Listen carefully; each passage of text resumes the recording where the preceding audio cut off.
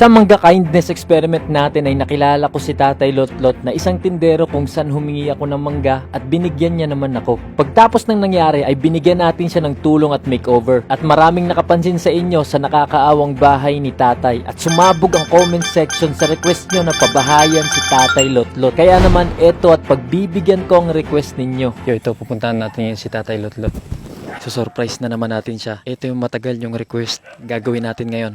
Grabe. At eto, nagkita na nga ulit kami. Tay! Malayo pa lang tayo ay nakangiti na si Tatay. Tay, kamusta? Grabe, kamusta Tay?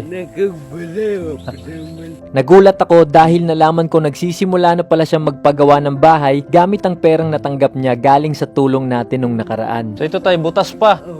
Butas pa, wala pa siyang dito, dingding. Nakwento nga din pala niya na gusto niyang matapos ang bahay. Yun nga lang ay nagbigay din siya para sa pangangailangan ng mga anak niya. Kaya naman nagkulang din ang pera niya pampatapos dito.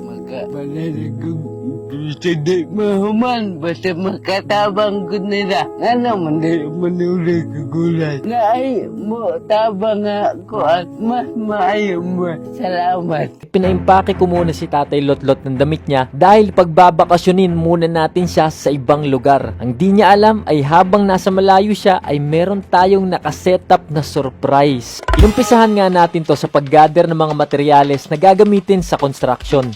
At ngayon, gagawin na natin ang bahay ni Tatay Lotlot. Handa na ba ang lahat? Yeah! Una sa paggawa ay ang paglagay ng guide sa paligid para masigurong pantay ang bahay at nagbungkal ng lupa para ilatag naman ang mga hollow blocks. Pagtapos maghalo ng semento ay paglagay naman ng hollow block sa babang parte ng bahay ang trinabaho at day 2 na. Siyempre, hindi kumpleto kung hindi tayo tutulong mismo sa bahay ni Tatay Lotlot. Masarap sa pakiramdam na tayo mismo nagtatrabaho dito. Excuse me, sir. Ay. Kami naman trabaho dito. Sige sir. Pagtapos maitayo ang mga pundasyon ay giniba na ang dingding sa lumang bahay ni Tatay Lotlot. Kailangan maganda at malaking bagay ang gagawin natin ngayon para kay Tatay Lotlot. Hindi ito magiging posible kung hindi dahil sa tulong mo. Panoorin mo yung full video pala nito sa YouTube. YouTube palagi kasi doon natin i-upload yung full video ng mga content natin. Ano kayang ginagawa ngayon ni Tatay Lotlot? Dito na kami sa sapap! Hindi kaya. Yummy. Dahil mahaba ng buhok ni Tatay ay pinagupitan din natin siya. Ito na nga at nilalagyan na natin pa isa-isa ang bubong ng bahay ni Tatay Lotlot.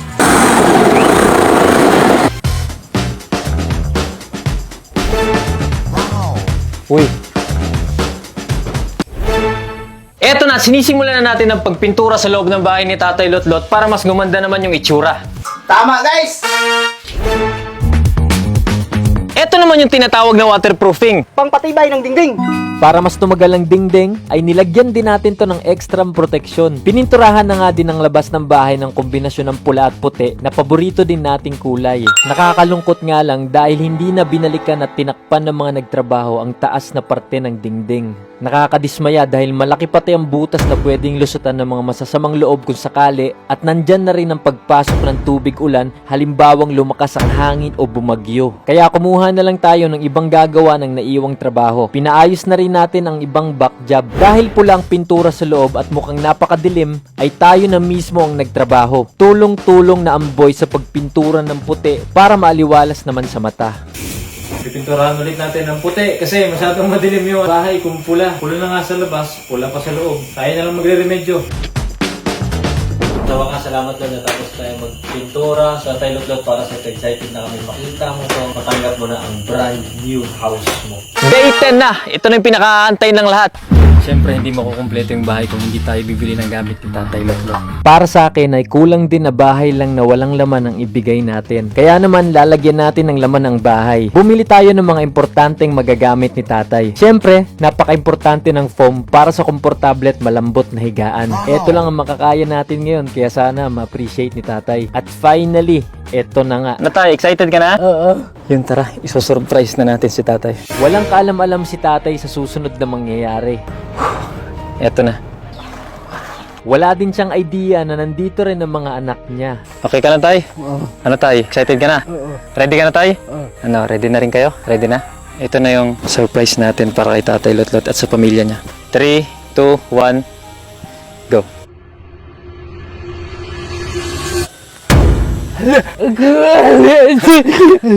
Bago ko ipakita sa inyo ang reaksyon ni Tatay Lotlot at ang surprise para sa kanya, ay balikan muna natin ang dati niyang bahay kung saan siya nakatira. Dito sa bahay na to, nakatira si Tatay Lotlot. Luma at sirang-sira na ang mga kahoy at kawayan ng dati niyang bahay. Kaya maraming salamat sa ibang nagpaabot ng tulong para magawan siya ng bagong tirahan. Grabe.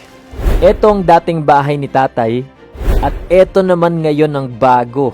3, 2, 1, go.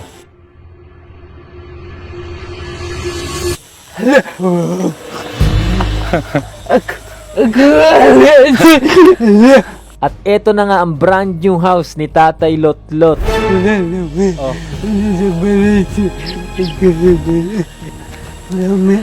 Kayo. Kayo. Tana. Yay! Yun, Kitay. Tulak mo. 1, 2, 3. Wow! Sa loob ay merong 2 kwarto para sa kanya at sa mga anak niya. Matibay din to dahil gawa sa bakal ang mga pundasyon at malawak din ang espasyo para sa buong pamilya. Pagkinamihan sa balay. Ako ano dyan? Sa'yo yan, Tay. Tay, para sa'yo, isang brand new house. Congratulations, Tay! Salamat kayo dyan. Salamat kayo dyan yung tanan. Ito, Tay, yung kwarto mo, Tay. Yan. Pwede dito si Gian tsaka si Janjan. So, 2 unan, may kumot, may kulambo. Tapos meron din pala kayong drawer. Salamat kayo dyan. Tingga kayo. Di nga din mapigilan ni Tatay ang yakap dahil na rin sa saya. Salamat kayo. Bagong-bagong pom, tapos unan, tapos kumot rin, ha? Salamat tingga kayo. Langan naman, Tay.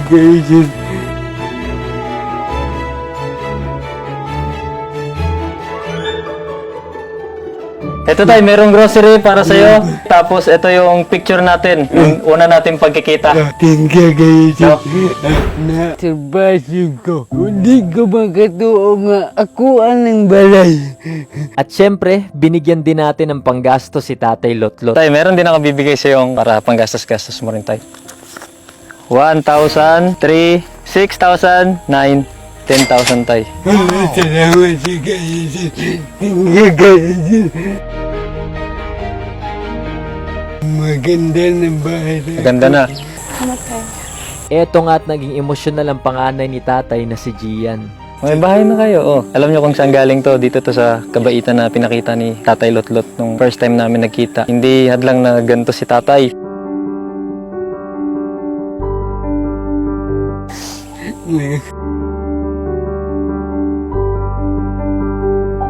Alam yan. Tabangan tension. Di ko magkatao balay. Tagingan ane. Nakakalungkot dahil may mga araw din pala na binubuli ang mga anak ni Tatay sa school at ng ibang mga bata dahil sa kalagayan niya. May mensahe rin si Tatay Lotlot sa mga anak niya. Nak, bisag nanay ko. Palagaan tamo. Kutob sa kumakaya. Ang hindi alam ni Tatay ay may sama pala ng loob sa kanya ang panganay niyang si Gian. Salamat sa ikanin mong gihuwat sa mua. Pero na pa usahay nga. Marag makalimba naman niya. Dito ay mas naging emosyonal pa ang anak niya. Sa maminaw sa uma. Tungod to sa kawad anak nga. Wala ko nagahatag ni balong. Wala man minagkuhan sa Kwarta. sa kwarta. Namumanggod ikaw usahay. Makalimta namin ni mo. Na po rin mo. Kusitahon. Nga niya, usahay bisitahan. Tapos dahil na yung paminawon. Di niya paminawon. Nakatod nga.